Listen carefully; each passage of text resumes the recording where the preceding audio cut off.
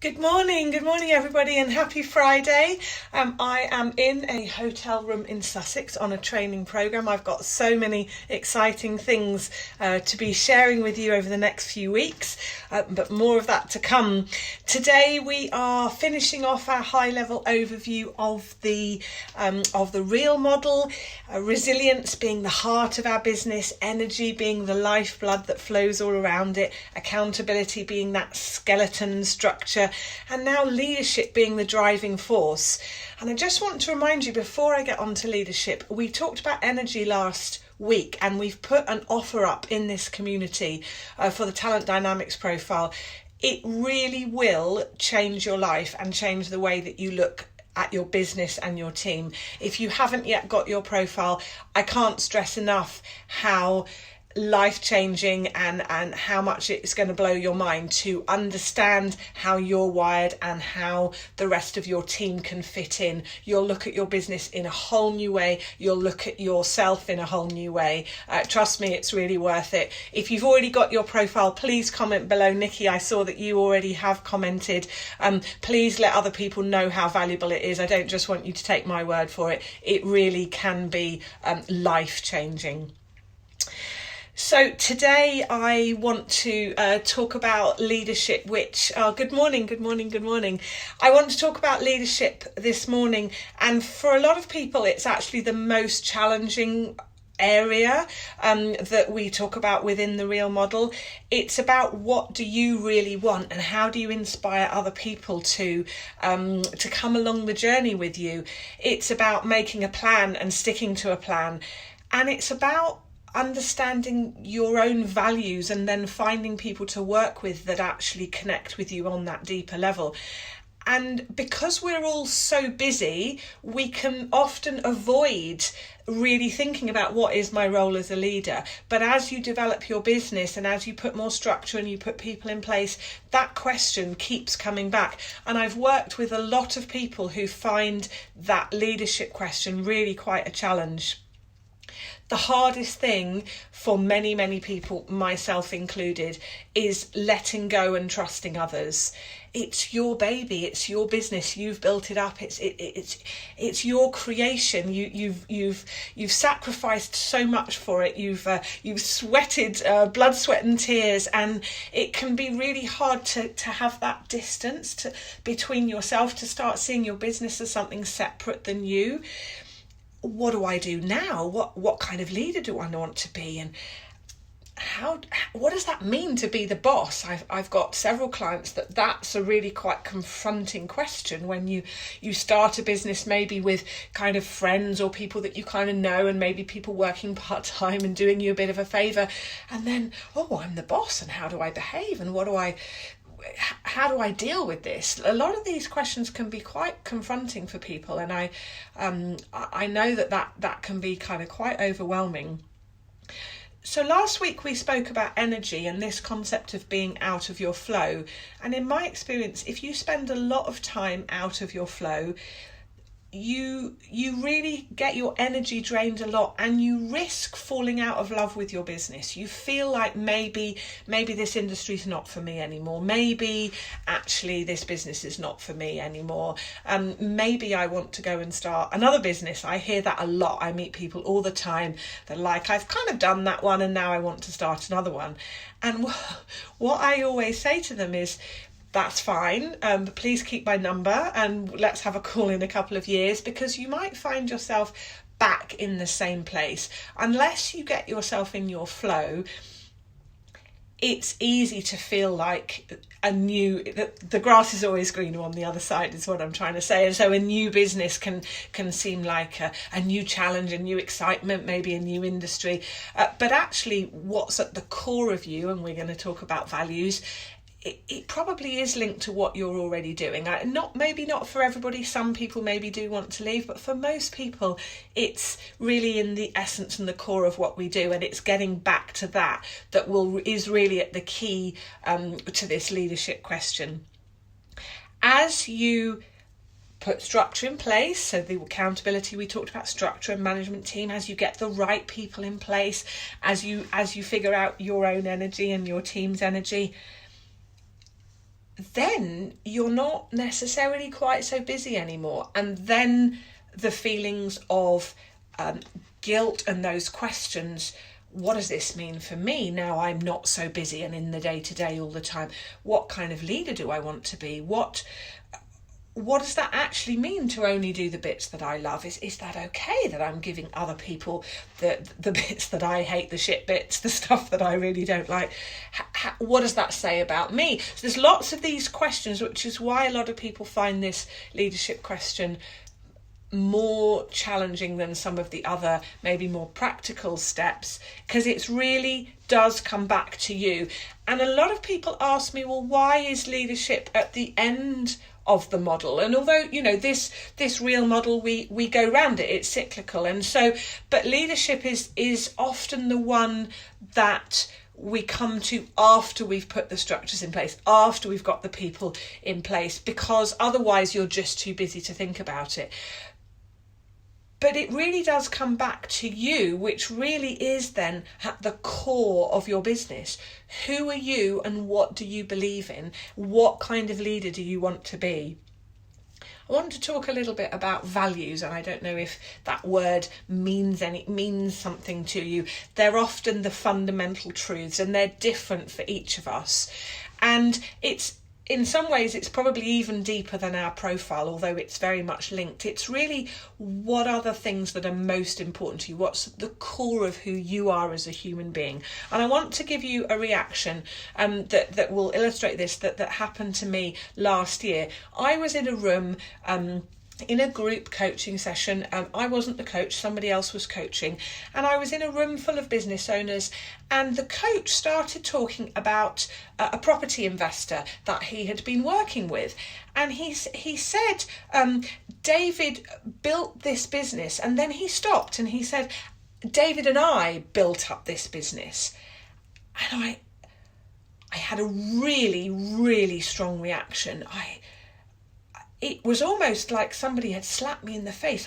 It was really, and I looked around the room and nobody else seemed to be reacting, but I really, really had a strong reaction that went, no, you're the coach and you helped David build his property empire, but David was there every day in, day out. David was the one that blood, sweat and tears. David was the one who built that business with your help as the coach. But that phrase, we built up that business, that I found really confronting. Now, I'm not saying that he was wrong to say that. That's totally fine if he wants to say that. What I'm trying to tell you is that for me, I had a really strong reaction. And if you have a really strong reaction to something that somebody does or says, and you think, oh, that's weird, why am I reacting so strongly? It's probably because your values are being crossed. So that sense of freedom and independence is very important to me as one of my values. And I realised that day, because I had such a strong reaction, that was one of my key values, and that I will never say about one of my clients, I built their business. I would always only ever say I supported that person to build their business. Now, as I say, every coach or every professional will use different language. My point is, when you have a really strong reaction to something like that, and you think, well, he just said that, or you just did that, why am I having such a strong reaction? It's because your values are being crossed. And if you can get clear about what your values are, that will really help you in your business, because your business is actually all about you being authentic, being really you. And if you can get clear about what is important to you, it means that you can find the right people around you. We've spoken about energy. This is slightly different. And what I've noticed when I was interviewing companies for my book, a few people spoke to me about cultural fit versus values fit. So back in the day, it was always about cultural fit, and when I was growing up and entering into the world of work, that's what people were talking about, is like, oh, we need a cultural fit, we need people that will fit into the culture of our business. What I'm hearing much more now, more recently in the last few years, is about a values fit. So you will be able to work well with people who come from completely different backgrounds, who actually have a completely different cultural view than you do. And actually, that's a good thing for your business. It will add vibrancy. It will add different perspectives to your business. It will give you a different way of looking at things. But if you bring people into your business that fundamentally have different values than you, that will be a problem. And if you go into business in partnership with somebody that at their core believes different things, this is about the fundamentals. This is things like respect and freedom. This is about your relationship to money. This is about what you really want for your business. This is about how you want to do business. If you go into business with somebody who doesn't share your values, you will feel like you have to compromise yourself. It will hurt you, and you won't manage to do it for very long. If you bring people into your team who cross your values and cross other people's values, it won't work. And often we're not quite sure why things don't work with other people, and often that's what it comes down to, is that values disconnect. If you and your business partner, or you and your teammates, fundamentally have a different way of wanting to do business, you will end up parting ways. You just will. Values, what you want, once you know your own values, then you also want to think about your business values, which will probably be quite aligned to your own values. But as you build a team, then it's really great to have a conversation about what are our values as a business, what do we really believe in, and how do we want to do business. And then those values, you don't just want to write them on a piece of paper and put them up on a wall and make them look pretty and then they gather dust. What you want is that you then embed them in the way that you do business. So are your values reflected in your recruitment policy? Are your values reflected in your customer retention, the way that you look after your customers? Are your values embedded in the way that you make decisions? So when you come to make a decision, especially if it's a tough one, maybe about a person or a new product or a new direction, you come back to, what are we doing here, and what do we really believe? What are our values? And that will help keep you on that path where you feel like you're on your way and you're being true to yourself. Business, just like relationships and many other things in life, is about compromise, but there are certain things that we don't really want to be compromising, and our core values that speak to who we are as a person, we don't want to be compromising that, and ultimately you don't want to be asking your people to be compromising that. So values is a really core part of leadership. In terms of my top tips around leadership, I've already spoken a little bit about being yourself. A lot of people speak about that, and it's kind of a throwaway comment, oh, be yourself. The reason that it's so important is that your business ultimately is a reflection of you. And if people often laugh when they say that. So if you're not very organised, your business might be disorganised. If you've got your head in the clouds, your business might be like that. If you're very creative, you might have a very creative, maybe even chaotic business. So your business often is a reflection of you. And as you grow, as I say, you need to kind of make that distance a little bit between you and your business.